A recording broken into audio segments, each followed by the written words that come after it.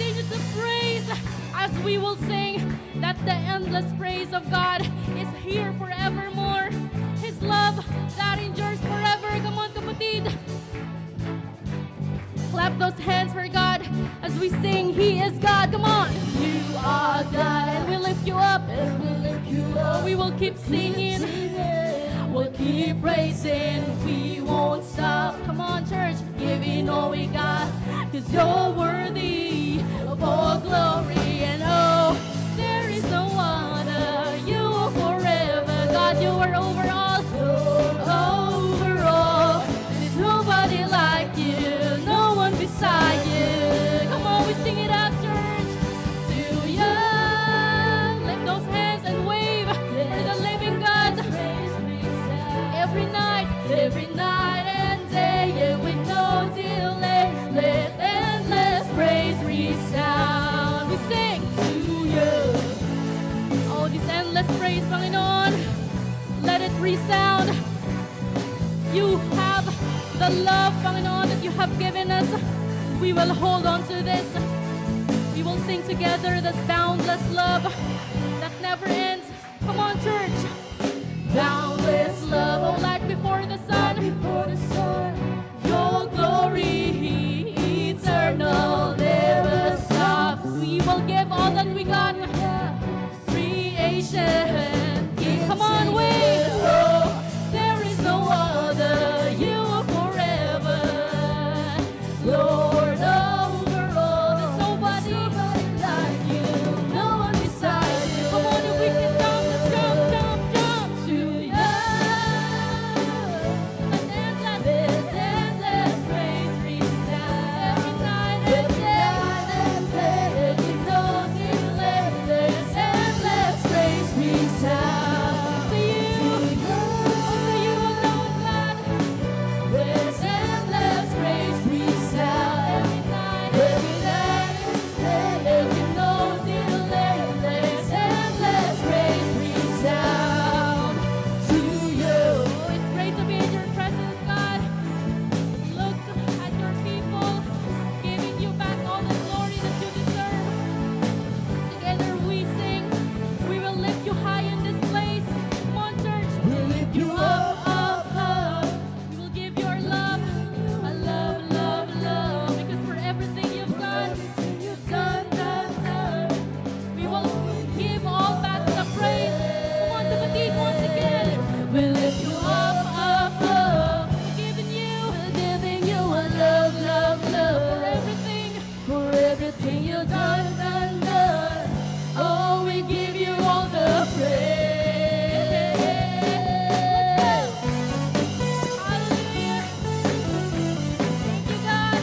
Thank you for this privilege and opportunity, Panginoon, to serve you, our King of Kings and Lord of Lords.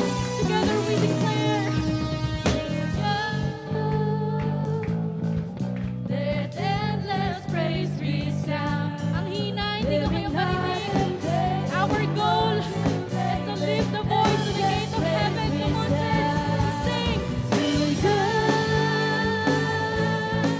Let endless praise resound. Every night and day, with no delay, let endless praise resound to you.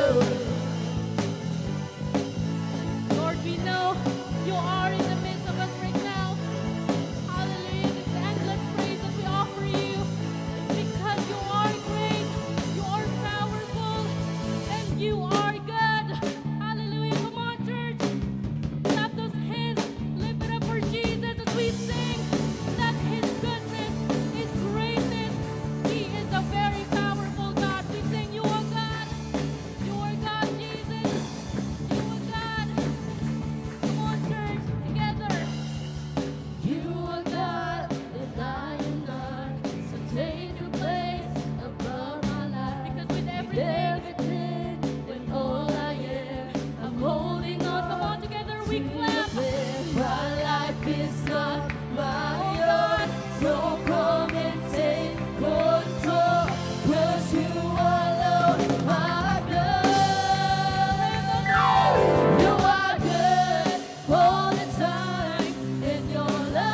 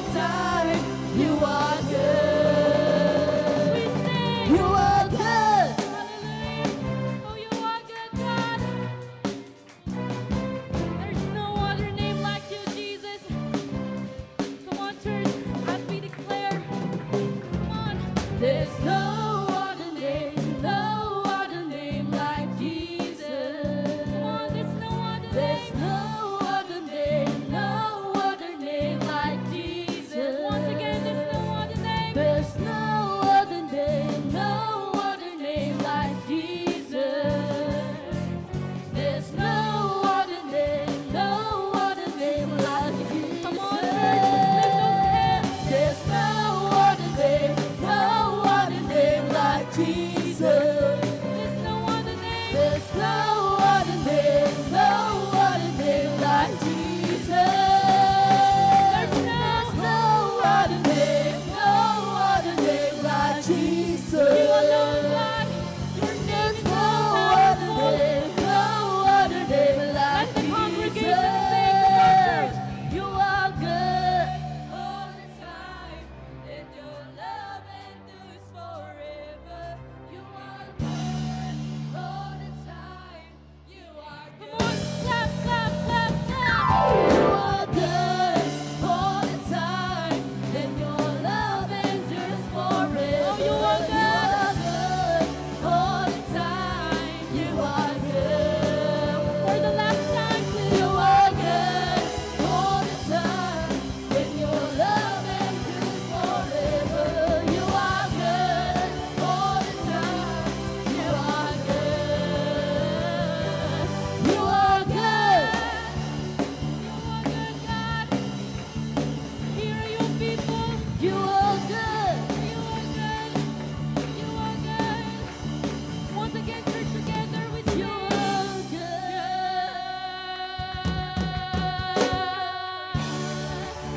You are God. Yesterday, today, tomorrow. Hallelujah. Nothing is impossible to you, Panginoon. Hallelujah. You deserve our best clap offering to you alone. Hallelujah, Jesus. Jesus, Jesus, Jesus. Hallelujah.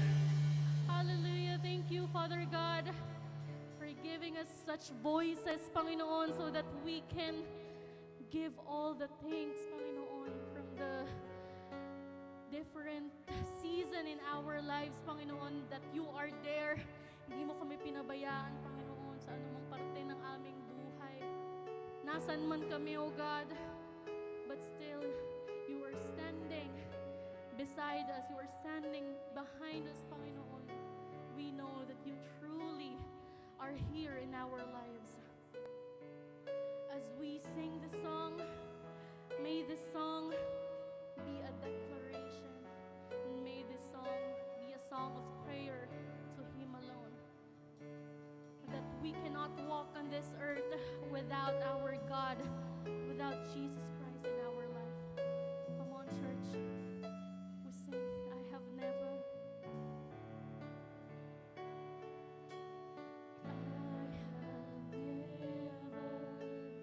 Walked on water, felt the waves beneath my feet, but at your word, Lord, I receive your faith to walk on oceans deep. And I remember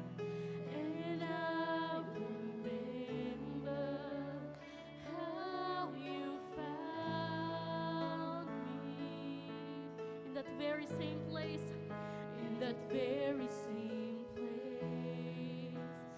All my failings surely would have drowned me, but God, you still made a way. Come on, church, raise those hands for Jesus. You are my freedom, Jesus, you're the reason I'm kneeling again at your throne. Where would I be without you here in my life, here in my life?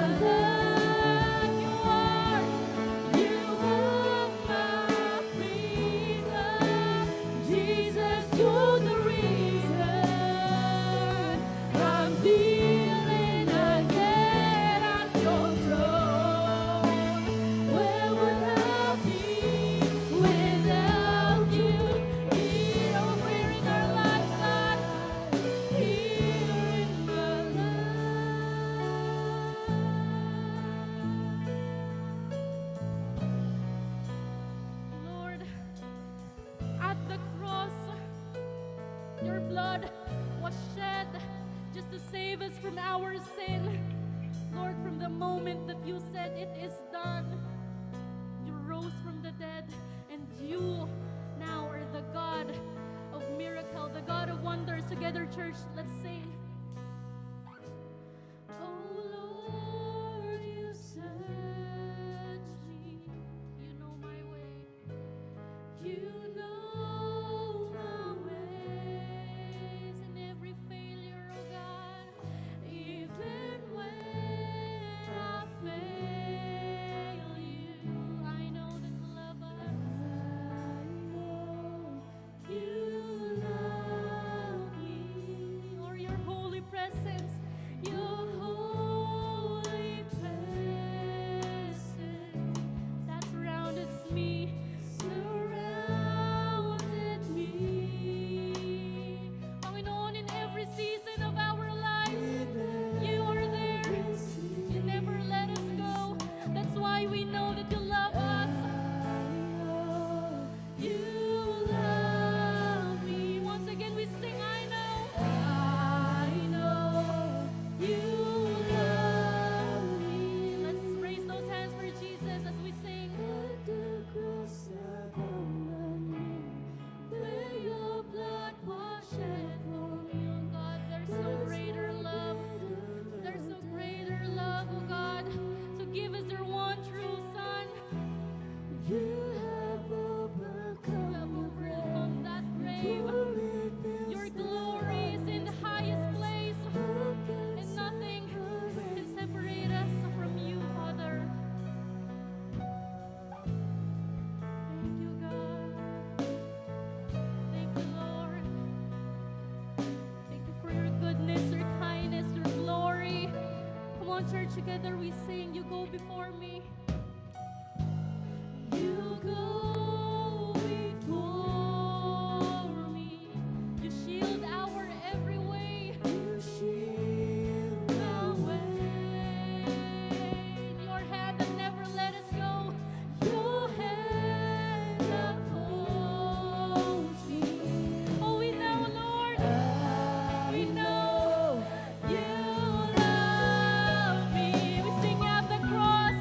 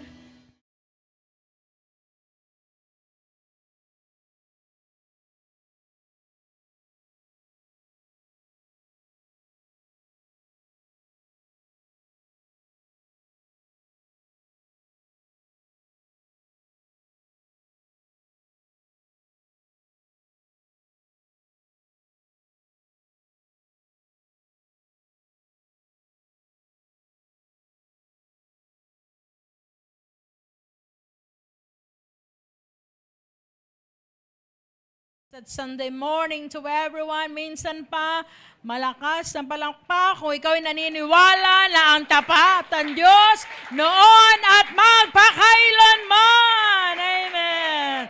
Hallelujah.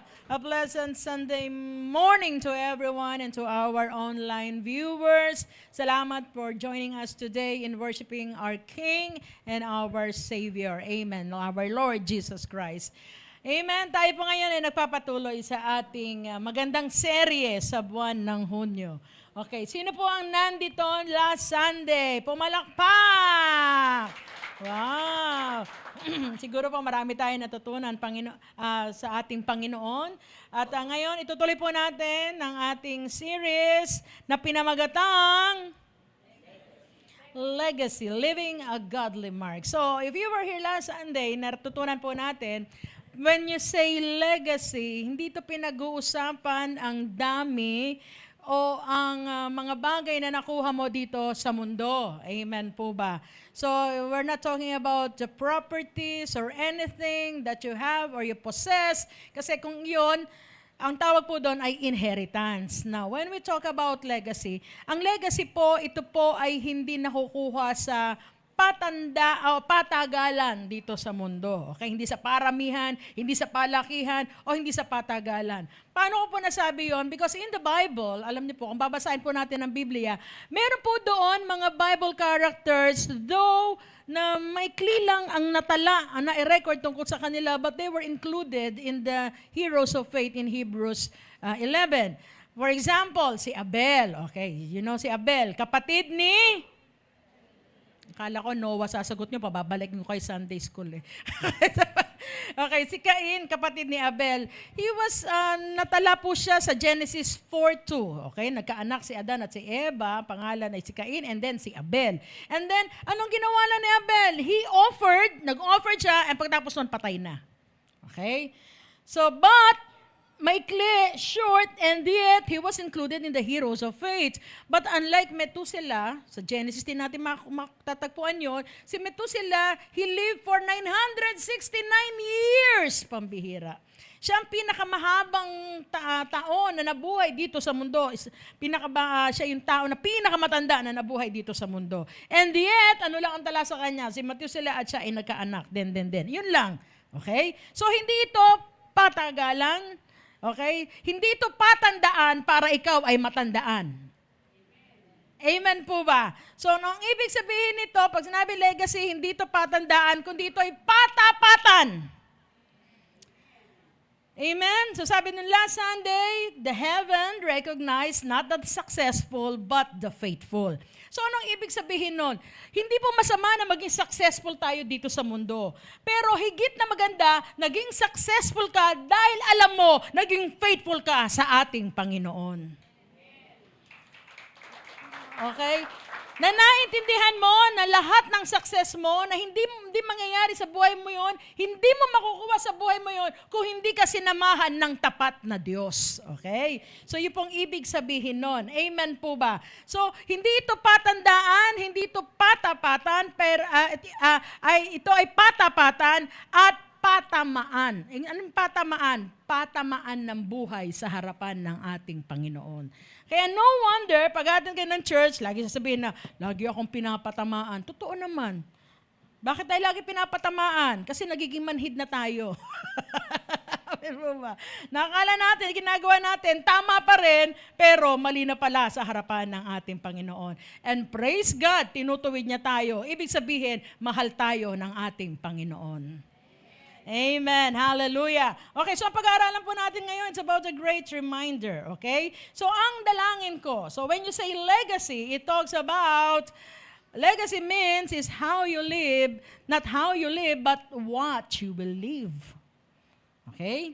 Kasi nga sabi doon, hindi natin mapipili kung paano tayo mawawala dito sa mundo, how we will die, but we can choose what we will left behind. Okay? Kung ano pwede natin iwanan, yun po mapipili natin. At ang dalangin ko, mga kapatid, sa bawat isa sa atin na nandito, yes, you may die empty, dahil ito naman ang sinabi ng Biblia, pag nawala tayo sa mundo, wala tayong madadala. Tama po ba? Palasak na salita na yun eh. Pag namatay ka naman yan, hindi mo na madadala. Totoo naman. Di ba, sabi nga ni Job, hubad tayong dumating sa mundo, pag alisin natin, wala rin tayo, hubad din tayo, mawawala tayo. But my prayer, you may die empty, but do not leave your family empty-handed. Ang dalangin ko, pag tayo nawala dito sa mundo, merong bakas, meron tayong may iwan sa ating kapamilya, sa ating mga mahal sa buhay, sa mga taong nakapaligid sa atin, na kahit nawala na tayo dito sa mundo, but our story will keep on inspiring other people. Na na-inspire sila na habang tayo nabubuhay, and that's what you call legacy. Amen? At saan daw dinadala yan? Saan nilalagay ni Lord? Sa ating mga pangalan. So, our name, it's more than the name. Ang name natin is a carrier of our legacy and a wonderful or a good story. Kaya nga, yung katabi mo, tandaan mo, yung pangalan niya ngayon, now a name, soon a legend. Wow! Ngayon, pangalan lang yan. Sa susunod, alamat na yan.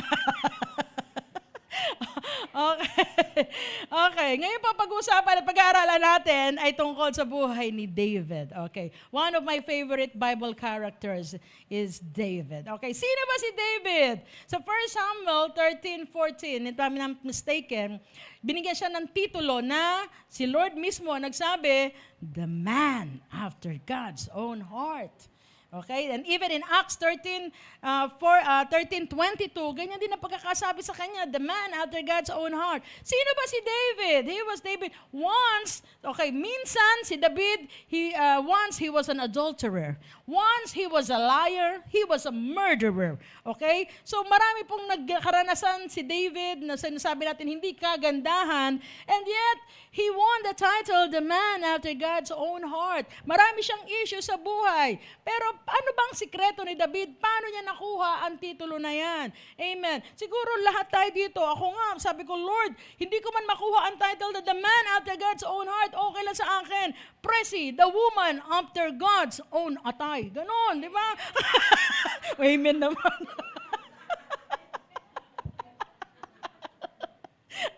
Amen naman. Siguro, kasi nakuha na ni David yung puso Siguro pwede yung atay, abdo, balon-balon. Pwede mong kunin yung at least malapit sa ating Panginoon. Kasi internal organs yun di po ba? So, di ba, kidding aside, pero paano ba nakuha in spite of the many issues? And just like David, naging katulad din tayo niyan. Hindi man tayo naging adulterer, pero somewhere in our lives, naging cheater tayo. Tama po ba? Okay, hindi man tayo murderer, but somewhere, naging liar tayo. Naging sinungaling tayo. Tama po ba? Di ba lalo pag nangungutang ka, lahat magsisinungaling ka, pati lola mo na buhay, papatayin mo dahil para hindi ka lang singilin sa utang mo. Tama po ba? Di ba? Kahit wala kang sakit, magkakasakit ka, magsisinungaling ka. At lahat tayo, ginagawa natin yan. So, makakarelate tayo sa istorya ni David. Amen po ba? So, maganda ito. So, pero one of the secrets na nakuha ni David, why he won the title, na magkaroon siya ng title, the man after God's own heart, because he knew the value of time. Everybody say time. Okay, may iba't iba tayong oras at panahon, pero naunawaan ni David, yet, yes, he was anointed, pero he was anointed during, anong age siya? 15 or 17 years old, and yet, naging hari pa lang siya nung 30 years old siya. Doon pa lang siya naluklok. Pero ilang taon yon. At iyon ang nakita ng Diyos sa kanya na merong proseso. He trusted the process. Okay? Yung panahon na yon na nag-undergo siya. At yung attitude o yung response niya during the process. Lahat tayo at maraming tao ayaw dumaan at hindi naniniwala sa proseso. Bakit? Kasi doon sa proseso, doon ka i-correct ng Diyos. Doon ka tetestingin ng Diyos. Para sa iba, very painful pag sinabing proseso. Tama po ba? Okay. At tayo mga tao, parang ganoon kasi once na we pray or we ask God for something to happen to us, minsan akala natin pag tayo nag-pray, that's enough and then mangyayari na. Pero hindi po totoo yan. Parang po yan sa pag tayo uminom ng gamot. Okay, sino po may nagkasakit dito? Minsan pag uminom ka kasi ng gamot, akala ng iba, pagkainom, gagaling ka na. Hindi. Sometimes it will take 15 or 30 minutes bago umepekto yung gamot sa iyo. Okay? Minsan, meron akong pastor na kaibigan na kwento. Alam mo ba, tumaas ang high blood ko. Maraming Pilipino yung sinasabi, tumaas ang high blood ko. High blood o BP? Di ba? Tumaas na, tapos high pa, no? Sabi niya, tumaas yung BP ko. Sabi niya, tapos sinugod ako sa ospital. Tapos pagkadating ko, siguro yung nurse nagmamadali dahil natataranta, in-injectionan siya. Nung pag-injection niya, bigla naman baba yung kanyang yung kanyang BP. Kaya parang nag-deliryo siya, parang lalo siyang Ngayon, nataranta na naman yung sa ospital. Sabi ko, and then I realized, ganun din pala tayo. Kaya sometimes pinapadaan tayo sa proseso. Sometimes we need to understand the value of time. Okay, bakit?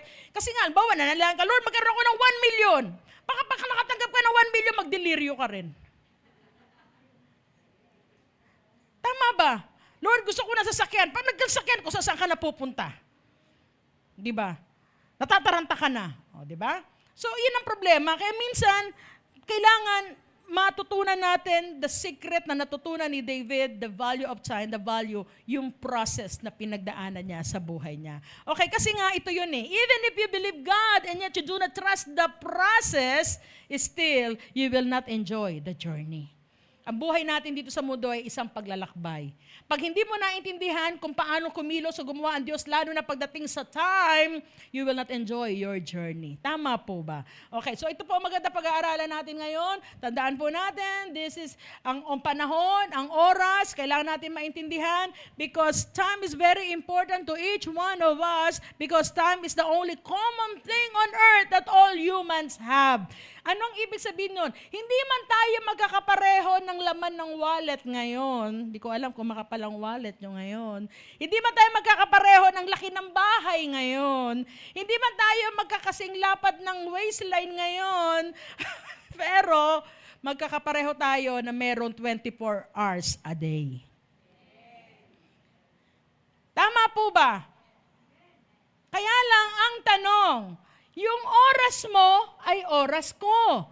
So ang tanong, anong ginagawa mo sa oras mo na katulad ng oras ko? Naintindihan niyo po ba? So yun ang matinding tanong because kailangan natin maintindihan ito mga kapatid. What you are and what you become depend on how you use your time today. Kung gusto natin na magkaroon ng magandang future, a good future, kailangan maintindihan natin at maging maingat tayo sa lahat ng ginagawa natin ngayon because what you are doing today will reflect your future.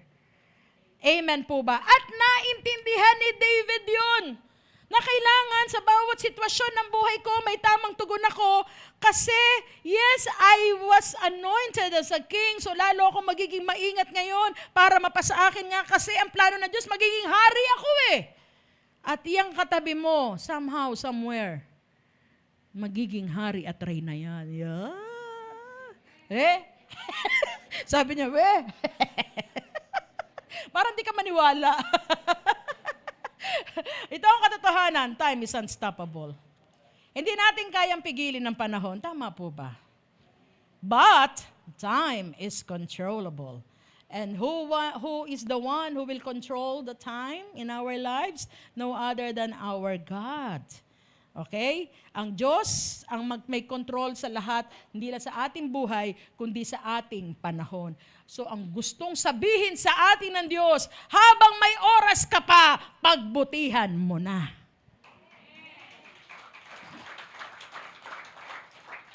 So life is determined by time because life stops when your time stops. So paano ka pa makakagawa? Ngayon na malakas ka pa kapatid. And I know this is the message that each one of us need to hear. Kailangan po natin marinig to dahil sa kaguluhan sa ating paligid, tayo ngayon ang magpe-prepare sa ating mga anak, lalo na mga parents na nandito, we are the one na inatasan ng Panginoon para ihanda ang ating mga anak sa susunod na henerasyon. Paano sila haharap sa buhay nila. Ngayon na malakas ka pa, ngayon tayo sigasig, di ba? Para ituro sa ating mga anak na ito. Sabi sa Ecclesiastes 3 verse 11, He has made everything beautiful in its. He has also set eternity in the human heart, yet no one can fathom what God has done from beginning to end. Ang beautiful sa bersikulo na ito ay nanggaling sa Hebrew word na yopi. Okay? Yopi, nang ibig sabihin ay Matured. Yan. Kaya sa paningin pala ng Diyos, yung mga matured, yan ang magaganda. Nakakita na ba kayo na isang tao, matanda na, nagpapakute pa, nagpapabebe pa, di ba? Ang sarap ng tirisin nun. Hindi na beautiful yun. Di ba? Ang tanda-tanda mo na, pabebe ka pa. Di ba? That even in a relationship, ang beautiful relationship ay yung mga matured na relationship. Na nakakalungkot ngayon, grade 6 pa lang, meron ng boyfriend, may girlfriend. Kabe-break lang ng 1 linggo, ngayon, meron na naman bago. Alam niyo yun? The most beautiful relationship is the matured relationship. Sa mga kabataan natin dito, huwag kayong magmatali. Be sure that you are matured enough to handle a relationship. Dahil ang magandang relationship, sa mga Kristiyano, tandaan niyo to, mga Kristiyano, mga bata, pag ikaw, lalo sa mga babae, pag nag-yes ka sa harapan ng Diyos, ibig sabihin, iyan na yung pakakasalan mo. Okay? So mag-ingat kayo kung kailan nyo sasabihin yung yes na yan at kung kanino nyo ibibitaw. Okay? Kristiyano ka na, kailangan hindi tayo magko-conform sa mundo. So mag-ingat kayo, hindi na sinabihan ka, I miss you, Momo, chup-chup. Ay, nga dyan. Love you din, Momo. Okay, tandaan natin yan, ha? Magiging maganda lang. David understood this. Yes, marami man ako pinagdaanan ng maraming masasakit na bagay, pero I trust the process dahil alam ko may katapusan din ang mga pangit na sitwasyon sa buhay ko. So David, he was known, at alam niyo ba, bago namatay si David, meron po isa pang tagline na binigay sa kanya. Okay, so kayo po ba, tanungin ko lang po kayo, pag po ba kayo'y namatay, hindi nakakatakot ang kamatay. Pag Kristyano ka, hindi ka matatakot sa pag sinabing kamatayan, di ba? Sabi pa, ikaw namatay, pastora, knock on wood, ano ba yan? Wala lang ganon. Kasi lahat naman tayo mamamatay, pero ang tanong, pag ikaw namatay, ano gusto mong ilagay sa lapida mo? Di ba? Parang Anastasio de Maculangan, ang lalaking hinugot sa dilim. Parang ganon. Yeah. O Anastasia di matumba, pabebe lang. Yeah.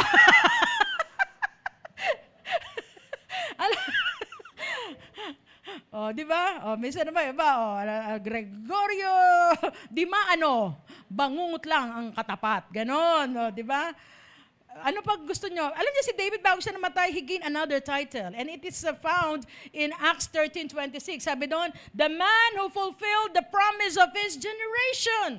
Na si David daw ang tao na inatasan ng Panginoon para ma-fulfill, maisakatuparan ang mga pangako ng Diyos sa kanyang henerasyon. And true enough, because sa pamagitan ni David, doon lumabas ang mga great kings of Israel.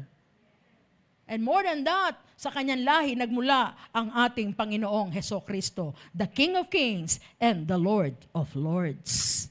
Amen. Sige, palakpakan natin ang Panginoon. Yet, ano ba ang buhay ni David? Okay? So, yun yung sinabi ko. Ngayon, ito po ang aking pag-aaralan. Ang ating pag-aaralan, it was the time malapit na siyang mamatay. Sabi doon sa 1 King 2 verse 1, when David was about to die, he instructed, he commanded, he reminded his son Solomon. Kaya nga ang title natin ngayon is Great Reminder. Kung paano pinaalalahanan ni David ang kanyang anak na si Solomon, and my prayer na itong instruction or reminder ni David, na hindi lamang ito para kay Solomon, kundi para sa ating lahat na nandito ngayon. Especially the parents, please do listen attentively. At nalangin ko na matuto po tayo, maging bukas ang puso natin para matutunan natin ang mga bagay na ito. So it was the time na mamamatay na siya at naniniwala ako pag ikaw ay isang tunay na Kristiyano, alam mo sa sarili mo, our greatest legacy is not our business or properties, but our children. Tama po ba? Ang ating totoong legacy ay ang ating mga anak. Bakit ang ating mga anak? Kasi sila yung magpapatuloy ng ating buhay. Sila magpapatuloy ng ating tagumpay. At higit sa lahat, sila magpapatuloy ng ating pananampalataya. Pag hindi natin naturuan ng tama at hindi nila nakilala ang Panginoon sa buhay nila, lahat ng iiwanan natin sa kanila, mawawaldas lang at mauubos lang. So there's a need. na kailangan, tingnan mo, bilang magulang, kailangan maipasa ko ng tama. Yung tamang pagdidesisyon, yung tamang diskarte sa buhay, di ba? Yung tamang pakikitungo sa kapwa, at higit sa lahat yung aking paglilingkod sa aking Panginoon. Kailangan maipasa mo yan. For you, na ang legacy natin ay magtuloy-tuloy. Amen po ba? At iyan ang ginawa ni David kay Solomon. So ang unang reminder, okay, sabi doon sa 1 Chronicles 28, verse 9, okay, and Solomon, my son, si David na nagsasalita, learn to know the God of your ancestors intimately. Sabi niya, pag-aralan mo, matutunan mo na makilala mo na higit ang Diyos ng ating mga ninuno. Anong ibig sabihin nun? Ito ang unang reminder ni David kay Solomon. Learn something today to make a different tomorrow. Kasi yung ating mga ninuno, maraming kapalpakan katulad ko. Marami akong nagawa na mali sa buhay ko. Pero ang Diyos na nakilala namin at pinaglingkuran namin, yes, bumagsak man kami, pero itinayo muli kami. At iyan ang makapagbabago sa future mo pag meron kang Diyos na kasama sa buhay mo na katulad niyan. Maaari tayo mga magulang, lagi natin sabihin, alam mo, ganun. Si David, very honest siya, na para sabihin niya na yung mga kamalian niya, na minsan nahulog ako sa babae, nahulog ako sa ganyan, marami ako nagawa. Pero sabi, ang bilin niya, anak, tinuturo ko sa iyo para matuto ka na ngayon na habang ikaw ay tumatanda, marami kang kakaharapin ng mga labanan, ng mga pagsubok, ng mga offense, ng mga rejections. At ang dalangin niya at ang sabi niya kay Solomon, nawa anak, habang tumatanda ka, lalo kang tumitino. Pwede ba sabihin mo yan sa katabi mo? Alam ko, matanda ka na. Pero ang tanong, matino ka na ba? Yan, sabihin mo. Ba't kayo nagtawanan? Tawanan ba kayo sa tanda o sa tino? Di ba? Kasi kung kailan tumanda, kung kailan nag-asawa, tsaka nagpiling binata. Sinasabi ko na nga ba eh. Siguro sabi nila, ba't ba ako naka-attend ngayon? Hindi ba? O kaya, nung kabataan, ang sipag-sipag maglingkod, pag tumanda na, bibitawan na. Hindi pwedeng ganon. Kasi the more na tumatanda ka, di ba like kung sinishare sa inyo, there was a verse in the Bible, I think it was written by Moses in 19:12 na ang buhay daw natin ay nasa 70, kung malakas-lakas ka, 80. Why 80? Di ba? Alam niyo po ba sa Bible, 40 means one generation. So God, kung mapalad tayo, God will give us 2 generations. Anong ibig sabihin nun? So sa first generation, dapat ito yung time na talaga magiging productive ka, mag-aaral ka ng mabuti, tuto ka para sa sarili mo. Now, when you reach 40, na sinasabi ng maraming tao, life begins at 40. Why? This is your second generation na. Pag dumating ka na sa 40 plus o 40 onwards sa buhay mo, ito na yung time na iisipin mo na kung ano na may papasa mo sa next generation. And for me, when I reach 50, magpi-55 na po ako. Nung nag-reach ako ng 50, sabi ko sa sarili ko, Lord, this is the time na isiset ko ng isip at puso ko na lalo akong maglilingkod sa iyo. Bakit? Because I don't know kung makareach ako ng 80, pero malapit-lapit na yung aking takip silim ng buhay ko. At gusto ko habang dumadating takip silim ng buhay ko, lalo akong napapalapit sa iyo. Na para pag sa harap ko sa iyo, ang marinig ko, well done, my good and faithful servant. Na hindi pag tumanda tayo, tsaka tayo titigil, tsaka tayo mga wag. Kaya yan ang bili ni David kay Solomon. Ang sabi doon, kailangan don't be wiser next time, but be wiser this time. Kailangan ngayon pa lang matutunan mo na para sa susunod, hindi ka na magkamali. Di po ba? Kaya sabihin natin, ay susunod na lang, ganito na lang susunod na gagawin ko. Hindi ngayon. Naloko ka na ngayon, o magpapaloko ka na naman. Di ba? Sabi, anak, ano ba? Huwag mong hanapin ang kaligayahan mo sa lalaki o sa babae. Hanapin mo ang kaligayahan mo sa akin. Tama po ba? Ngayon, pag nagkamalak, niloko ka, stop ka muna. And then, give time to God. Ginawa mo na lahat. Nag-business ka, nagtrabaho ka, walang nangyari. Stop! Give time to God. Magbigay ka ng panahon sa Lord. And then, hayaan mo ang Diyos ang magdala sa iyo sa tamang direksyon at sa tamang purpose ng buhay mo. At pag nagawa mo yon, tingnan mo, doon lang magiging maganda ang buhay mo. Hallelujah. Sabi doon, so that's the time, sabi niya, kailangan matuto ka. Kung ano nangyayari sa iyo ngayon, matuto ka. And then, what's the second reminder of David to Solomon? Sabi sa 1 Chronicles 28, continuation po to ng verse 9, worship and serve Him with your whole heart and a willing mind. For the Lord sees every heart and knows every plan and thought. Okay, sabi niya, sambahin mo, paglingkuran mo ng buong puso and willing. Masaya ang puso mo. Dahil nakikita ng Diyos ang laman ng puso mo at siya'y nakakaalam ng bawat plano at iniisip mo. Ngayon, ano ang second reminder ni David kay Solomon? Before God can multiply you, He will subtract everything that is dividing you from Him. Wow, puro mato ah. May multiply, may subtract, at may dividing. Anong ibig sabihin nun? Anak, bago ka iangat, bago ka pa-asensohin ni Lord ng Diyos, tandaan mo, may aalisin, may babawasin sa'yo. Bakit? Dahil lahat ng aalisin ko, iyan ang naghahati ng puso mo para sa akin. Naintindihan niyo po ba sinabi ko? Bakit nasabi to ni David? Sa totoo lang, si David po ay nakaranas ng maraming offense, rejections. Remember that time na inutusan si Propeta Samuel na sabi niya, sige, pumunta ka dun sa bahay ni Jesse at nandoon ang susunod na hari ng Israel. And then, ang kanyang tatay, tinawag lahat yung mga kapatid niya, na mga matipuno, na mga pogi, and yet, kinalimutan siya. So sabi niya, si David nakaranas na hindi siya na-recognize, naranasan siya na siya ay na-reject, hindi siya na-offense siya. Bakit ipinaranas ni Lord lahat yun sa kanya na na-offense siya, na-reject siya, nasaktan siya, na-insulto siya? Lahat yun naranasan niya. Kasi sabi niya, kailangan kong pagdaanan yun kasi pag ikaw ay naging hari na, marami ng tao ang mangi-insulto sa'yo, maraming tao ang magtatraidor sa'yo, maraming tao ang mananakit sa'yo. Pero kailangan matutunan mo yan. Ang matutunan mo, kailangan alisin mo sa isip mo na hindi parangal o ang mga recognition ng tao ang importante sa'yo. Ang mahalaga, ginagawa mo ang pinagagawa ng Diyos sa buhay mo. Pag lagi ka nakapokus sa sinasabi ng tao, madidivide ang puso mo.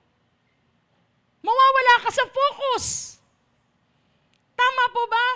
Yes, yun yung offense. Kasi sabi ni Lord, kailangan kong alisin yung mga bagay na to sa iyo. Kasi pag nasa iyo ang mga bagay na ito, hindi mo na ako naaalala. Naghihinapis ka na, hindi ka na makapagligkod ng tama.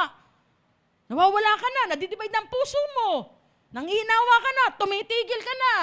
Kaya sabi niya, may aalisin sa iyo, may babawasin sa buhay mo. Now, speaking of offense, okay, this is a good story. Narinig ko rin po ito, kilala niyo po ba si Alfred Nobel? Okay, si Alfred Nobel, okay, nakalagay po siya, meron pong pangyari sa buhay niya, na ang namatay ay kapatid niya, pero sa obituary, siya ang nakalagay, pangalan niya. And you know what is obituary? Di ba mga kabataan? Ano nga ulit ang obituary? It's an announcement in the newspaper wherein the person died, so it is announced. Okay, that was in the obituary. Tama ba? Okay, ina-announce, pagpatay ng tao dun sa, in part ng newspaper.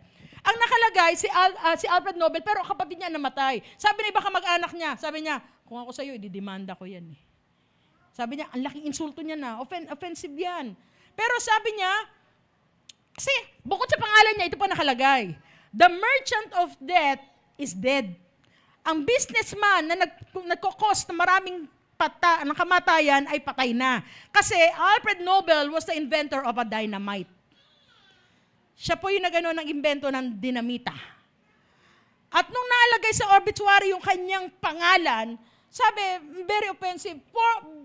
Pero, Maganda yung response ni Alfred Nobel. Alam niyo ba, bago siya namatay, almost 90%, more than 90% of his income sa business niya ay inilagay niya sa Swedish Foundation. At yung Swedish Foundation na yon, ito yung nagbibigay ng mga award sa mga tao na nag-imbento para magkaroon ng kapayapaan sa mundo. Ito yung sinasabi na Nobel Peace Prize Award. Are you familiar with the word? Nobel Peace Prize Award. Dahil sa pangyayaring yan, very offensive kung tutusin, and yet because may tamang response si Alfred Nobel, ano nangyari? Kaya bago siya namamatay, itong sabi niya, every man ought to have the chance to correct his obituary and write a new one. Mga kapatid, wala akong pakialam kung ang pamilya na pinanggalingan mo ay pamilya ng mga sugarol, laklakero, babaero, lalakero. Pero ngayon na nandito ka, ang sabi doon, meron pa rin tayong chance. Habang may panahon tayo at may buhay, may chance tayo. Pwede pa rin baguhin ang legacy ng pamilya natin. We can write and start a new legacy in our life. So hindi pa tapos. Habang may panahon ka pa, habang may buhay ka pa, habang hindi ka pa inaalis ito ni Lord, you still have the chance. Katulad na nangyari kay Alfred Nobel, pwede pang baguhin. Kung ano yung istorya na natatak sa mga tao, pwede mo pang burahin yan habang may panahon ka. And this is the right time.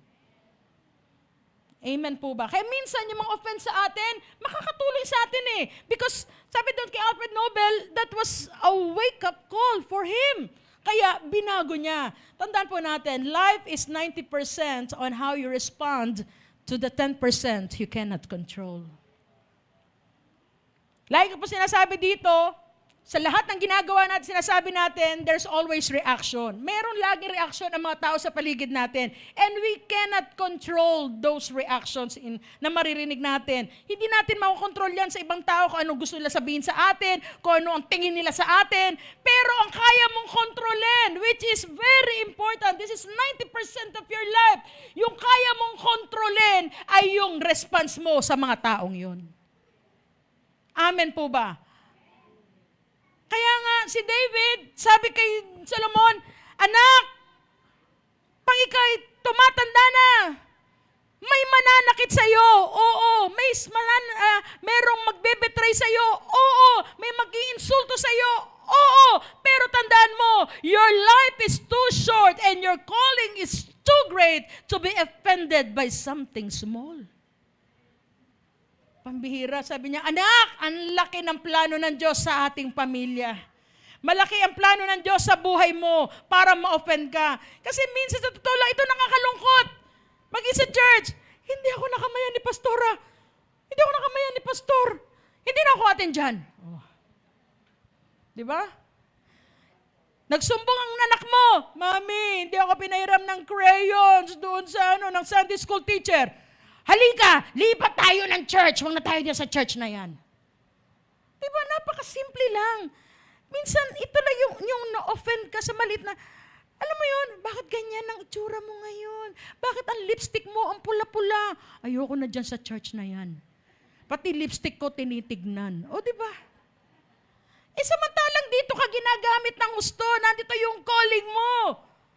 Tapos because of the small things, kaya sabi ni David, anak, tandaan mo ha, malaki ang plano at gagawin ni Lord sa buhay mo. Kaya yung mga magsasabi sa iyo na kung ano-ano, huwag mong papansinin. Sa totoo lang, pag ikaw ay leader, ako as a preacher, sa totoo lang, marami akong tinanggap dito, marami mga insulto. Ba't ganyan ang itsura ni Pastora? Ba't ganyan ang itsura niya? Para hindi mo kang Pastora? Ba't ganyan siya magdamit? Parang ganyan. Bakit ang lapad-lapad niya na? Oh, mabuti wala nag-amen. Kanina may nag-amen na malakas eh.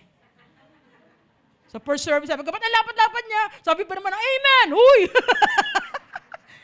Di ba? Pag ikaw tumatayo dito sa harapan, lahat papansinin sa'yo. Pero para sa akin, wala akong pakialam kung ano sinasabi nyo. Ang mahalaga, mai-preach ko ang salita ng Panginoon.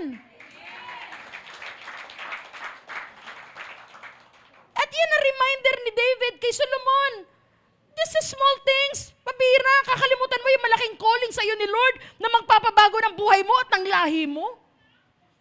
Kaya sabi ko sa inyo, lahat ng sinasabi ng mga tao sa paligid ninyo, hindi nyo makokontrol yan. But what you can't control, But you can control your response. At iyan ang reminder ni David sa kanya. Okay? And now, for the third, okay?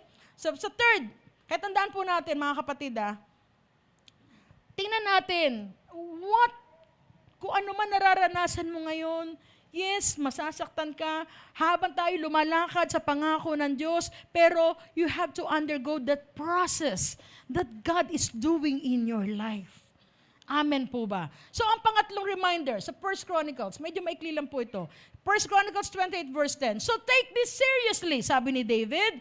The Lord has chosen you to build a temple as His sanctuary. Be strong and do the work. Lalo na sa mga kabataan natin ngayon, sa totoo lang. Ang mga kabataan ngayon, yes, because ang taas ng technology. That even sa pag-aaral, mataas ang IQ ng mga bata ngayon. Pero pagdating sa EQ, ang bababa ngayon. Pag pinagalitan mo lang, iyak na. Broken family kami. Pinaghuhugas ka lang ng pinggan, broken family. Ano nangyari dun? Pinaghugas ka lang ng pinggan. Diba? Pinagalitan lang. Huwag ka umuwi ng gabi. Huwag ka pinagalitan ako. Ano yun?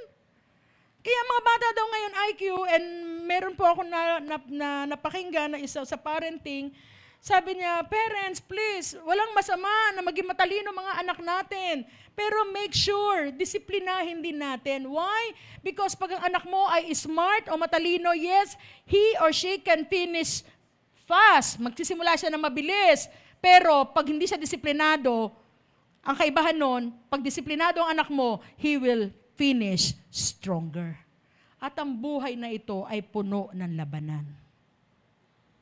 Kailangan maging matalino ka, hindi puro emosyon ang paiiralin mo. At tayo mga magulang, sa atin nakasalalay, tinitingnan tayo ng mga anak kung gaano tayo ka-emosyonal, kung ano nire-response natin, that every time na may naka-offense sa atin, how we respond to that. At nakikita yan ng ating mga anak. So kung gusto natin, kaya nga si David sabi niya, be strong and do the work. Ikaw ang magpapatayo ng templo ng Panginoon. And my prayer, hindi man dumating sa panahon namin na magkaroon ang Church of God ang una na sariling building, pero itong ating next generation. And my advice, be strong, mga kabataan. Maging strong kayo. Ano man ang offense, ano man ang pananakit, ano man ang mga labanan na sa harapin nyo, umasa at magtiwala kayo sa Diyos. Maging matatag kayo dahil marami pang gagawin si Lord sa buhay nyo. Amen po ba? And we parents, we have the great responsibility because God has given you authority not to be liked by your children. Huwag nyo lang gustuhin kayo ng anak mo. Hindi yun. Tandaan natin, ang ating mga anak, yan ay assignment sa atin ng ating Panginoon. Assignment yan. Hindi po ba? Hindi yung kailangan magustuhan ka lang. And most of the people now, ang gusto lang, kaya nga, ang Facebook click na click Di ba? Kasi ang pagiging response mo, love, heart, like.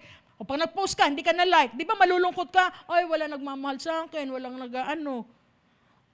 Huwag ka mabuhay dito sa mundo para gustuhin ka lang ng tao. Magpakatatag ka, umasa ka lamang sa Panginoon. Ang mahalaga, mahal ka at gusto ka ni Lord.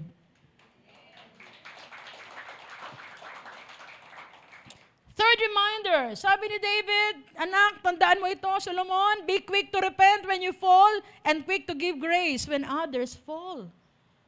Si David, bumaksak siya sa tukso, at nung bumaksak siya, yung kay Bathsheba, naalala niyo yung kay Urias, ano pang ginamit? Para akala niya, tama yung kanya ginagawa. Until such time, ginamit ng Panginoon si Prophet Nathan. Sabi ni Nathan, dumating siya, sabi niya, alam mo, may mayamang lalaki, dinaan pa niya sa kwento, may mayamang lalaki. Si David naman, akala niya, hindi siya yun. Diba? Sabi niya, may mayamang lalaki, tapos mayroon isang mahirap, isa na lang yung kanyang alaga, kinuha pa. Ang sabi ni David, grabe ang lalaki yon. Ang kailangan sa kanya ay mamatay. Pero sabi ni Nathan, ikaw yon, di ba? Minsan, kaya hindi tayo lumalago at hindi tayo nagtitino dahil pag may kasalanan, hindi para sa akin yan, para sa kanya yun. Na minsan, lalo na sa preaching, pag mayroong nasan kaya si dapat nandito siya kasi para sa kanya yun Alam mo yun, huwag kang maghanap. Bawat salita, i-personalize mo. Sa akin to, Lord, salamat. Ako tinatama mo. Diba? Wag yun. Sana, sayang, ganda ng preaching. Wala si ano, dapat nandito siya eh. Kasi para sa kanya yun eh. Ano yun? Bawat salita ng Diyos, para sa atin lahat yun. And when David, nung malaman niya na sabi ni Nathan, ikaw yan. Anong ginawa niya? Lumuhod siya, humingi siya ng tawad sa Panginoon. Ang bilin niya, anak, pag ikaw ay natukso, bumaksak sa kasalanan, humingi ka ng tawad sa Diyos. At pag ikaw ay tumayo, huwag kang tumayo sa sarili mong lakas. Tumayo ka dahil sa biyaya ng Diyos sa buhay mo. Tumayo ka uli. Sabi mo, Lord, salamat, pinatawad mo ako. At sabi ni David, at pag pinatawad ka, marunong ka rin magpatawad sa iba, magbigay ka ng grasya sa iba. And this is true in the life of David. Naalala nyo, si Saul, walang ginawa kundi siya sibatin. Thousands of sibat ang kanya natanggap. At hinahabol siya para patayin. At merong anak si Saul na si Jonathan na naging best friend ni David. So when David became the king of Israel, kahit sabihin mo yung galing sa ninuno ng taong gusto magpapatay sa kanya, pinahanap niya si Mephibosheth. Sino yung si Mephibosheth? Si Mephibosheth, siya po ay anak ni Jonathan na pilay. May depekto. And during his time, pag ikaw ay royal family at meron kang diferensya, rejected ka. Hindi ka nire-recognize. Because David experienced how to be rejected, how to be hindi siya na-appreciate o na-recognize. Pinahanap niya si Mephibosheth at nung makita siya si Mephibosheth, ano ginawa ni David? Sige, bihisan niyo siya at pakainin niyo kasabay ko at ibinalik lahat ng kayamanan na para kay Mephibosheth. And that was grace.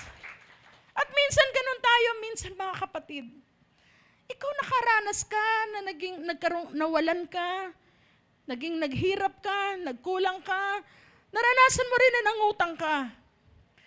At minsan pag may mga tao na lalapit sa atin, mangungutang sa atin, ano sinasabi natin agad? Kaya nagaganyan ang buhay niyan kasi ganyan yan eh. Ang turo ni David kay Solomon, anak, pag meron din taong bumaksak dahil sa naranasan ng tatay mo, nawag ganun ka rin. Na mayaman din ang habag mo sa ibang tao. Yung biyaya na tinanggap mo, ipasa mo rin at iparanas mo rin sa ibang tao. Sa totoo lang, di ba sa mga nanay sa atin, pag tayo may kakulangan, bago ka makapagdala, minsan walang-wala, gagawa ng paraan ng nanay. At minsan, pag nangungutang ka, kailangan mo ng kapal na mukha para gawin yun. Minsan ayaw mong gawin eh, pero dahil sa pamilya mo, sa anak mo, lalo pag nagugutom. At pag ikaw, nilapitan ka na ikaw nakaranas din ng ganon, ang dalangin ko, katulad ng bilin ni David. Kasi sa panahon natin ngayon, parang nagiging matigas na ang puso ng maraming tao ngayon. Na ikaw, yung mga nakaranas at ako'y kinalulungkot ko. Ako po ay naging observer. Marami po akong tao na nakita na mayaman, bumaksak, meron naman nasa baba, biglang inangat. And I have always a note to myself. Sabi ko, pag ako nagkaroon, ganito gagawin ko. Kasi naranasan mo eh.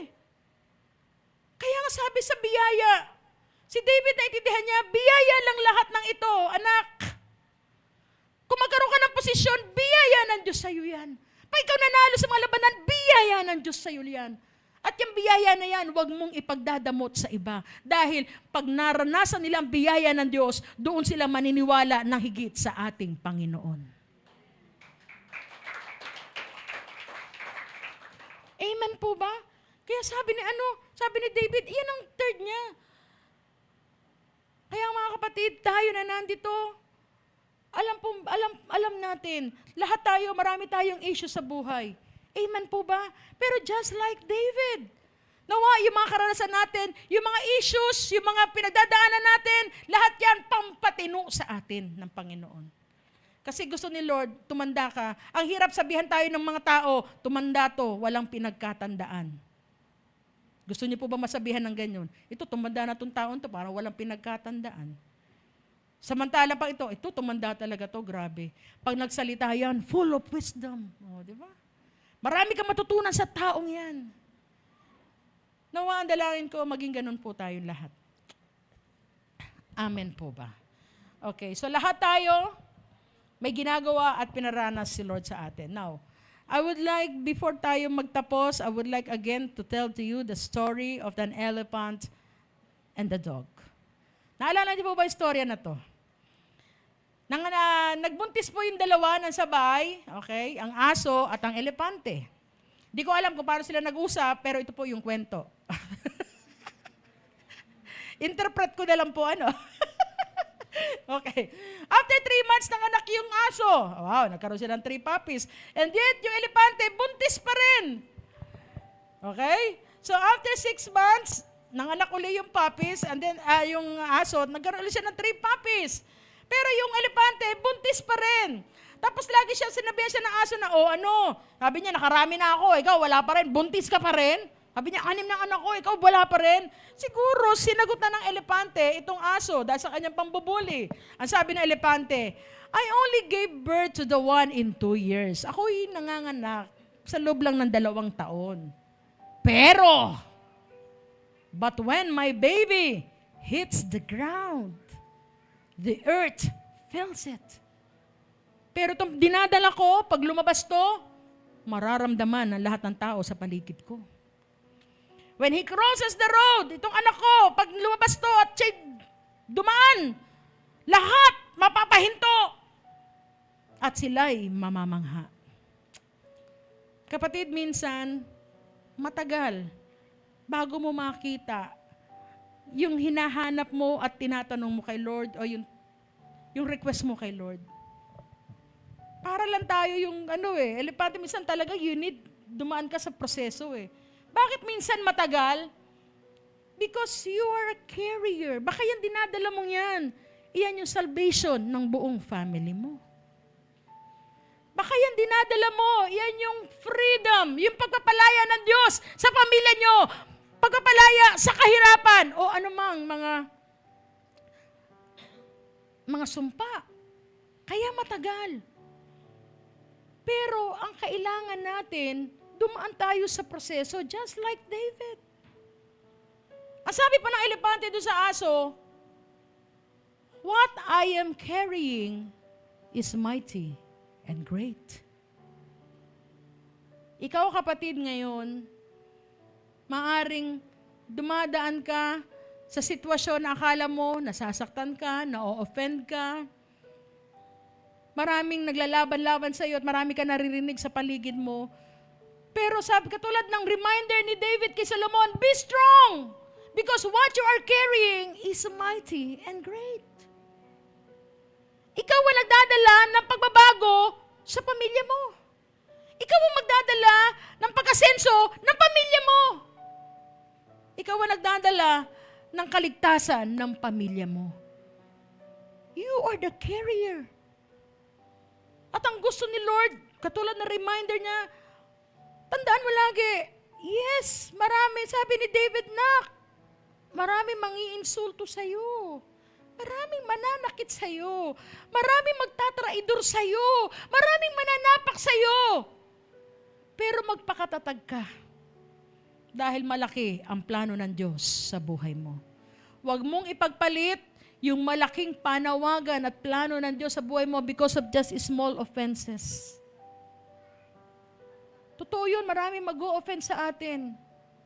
Pero, kaya nga inalis ni Lord lahat, pinaranas lahat kay David, lahat ng iyon, para hindi siya tumutok doon sa pananakit ng mga tao, sa sinasabi ng tao. Huwag yan, tingnan mo, maliit na bagay lang yan. Pero tingnan mo, yung malaking plano ko sa buhay mo. Kapatid, katulad din natin yan.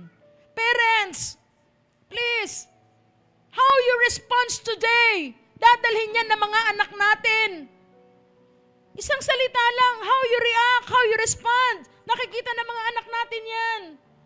Sabi ni David, anak, worship and serve the Lord with all your heart. And serve willingly. Masaya lagi ang puso mo. Dahil doon kinalugdan ng Diyos si David. Yes, marami man, may banta sa buhay niya, pero siya tuloy pa rin sa paglilingkod sa Panginoon, tuloy pa rin sa pag-worship kay Lord. And you know what happened? Na kahit siya nag-iisa, ang ginagawa niya, pag malungkot siya, nag-worship siya kay Lord. And look at him now! Yung kinakanta niya lang in private, ngayon kinakanta ng buong mundo. You are designed for more. Sabi mo sa katabi mo yan. You are designed for more. Maraming gagawin sa atin, sa ating pamilya ang Panginoon. Pero ang tanong, ikaw ngayon ang gagamitin ng Diyos. You are the carrier. Nakatulad doon sa elepante, sabi niya, huwag mong mabilisin. You trust the process. Malaki man. Talaga nakatingin kayo. Malaki man ang dinadala ko at matagal lumabas. Pero pag lumabas naman yan, lahat ng tao sa paligid ko, tiyak mamamangha sila. Hallelujah! Nasasabi ng mga tao, hindi ba itong mga pamilyang ito na dating ano to di ba? Ang hirap-hirap niyan eh. Kinakain niya nga lagi, talbos lang eh. O tinan mo ngayon. Di ba? O itong pamilya to, dati ang gulo-gulo to, lagi itong away ng away eh. Ba't ngayon? O di ba? Parents, please do not stop. Kahit minsan, totoo, parang gusto mo nang tumigil. And there are many times in my life, sabi ko, Lord, I quit, ayoko na. Pero I understand this, nung maunawaan ko to, katulad ni David. Sabi ko, Lord, parang hirap na ako. Yung katawan ko, yung isip ko, yung puso ko, hirap na hirap ako. Sabi ko, I have so many problems, lahat yan. Financial problems, emotional problems. Kahit di ko problema, kailangan problemahin ko. Kasi parte sila ng iglesyang ito. Pero kung ako'y tumigil, ano mangyayari? I know God will provide another pastor here. Pero sabi ni Lord, magpapalit mo yung calling mo. Dahil sa mga offend na yan, na-offend ka. Totoo lang, marami talaga mga offend sa'yo. Itsura mo, katawan mo. Di man lahat, pipintasan ka. Pero okay lang yun, small things lang yun. Treat it as small things. Lagi mong titignan yung mighty and great things na inihanda sa atin ng ating Panginoon. And my prayer that all of us here, ano man ang sitwasyon mo ngayon, kapatid, may oras lang yan at matatapos din yan. Just trust the Lord. Sige po, tayong lahat ay tumayo and let us sing and worship the Lord with all our hearts. Na kahit masakit nararamdaman mo, marami kang iyak sa puso mo, mas magandang iyak natin yan kay Lord. Amen po ba? Hallelujah.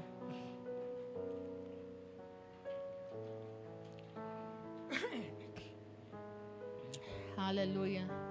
With all our hearts, come on, church.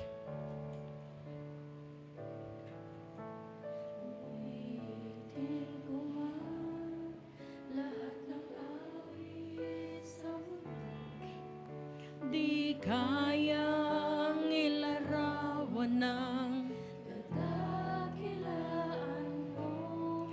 kulang ang lahat ng tula.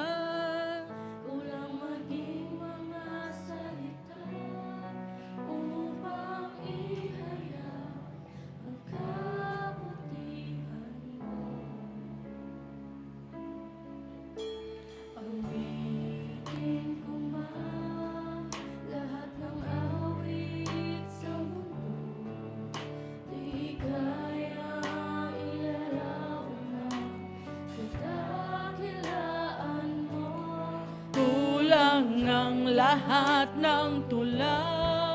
Kulang maging mga salita upang ihayag. Ang kabutihan mo.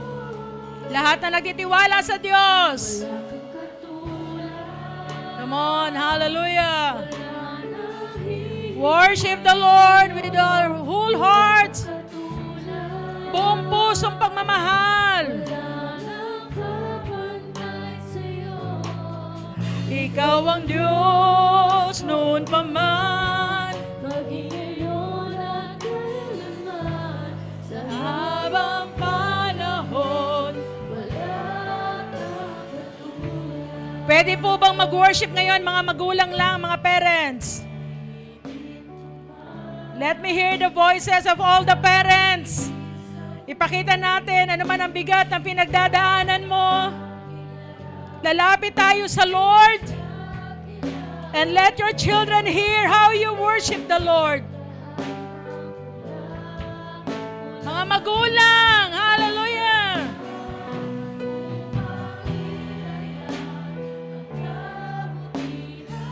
Come on, parents, make it louder. Para marinig ng mga anak nyo na sa gitna ng pinagdadaanan nyo, humuhugot tayo ng lakas sa Diyos. Hallelujah. Wala nang papantay sa'yo. Ikaw ang Diyos noon pa man, maging ngayon at kailanman, sa habang panahon. Now let me hear the children, how you worship the Lord. All the children.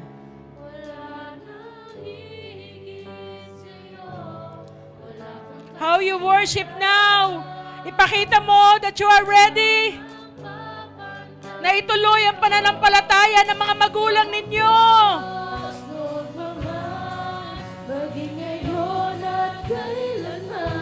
Sa habang panahon. All together now. Wala kang katulad. Wala nang hihigit sa'yo. Wala kang katulad. Wala nang papantay sa'yo.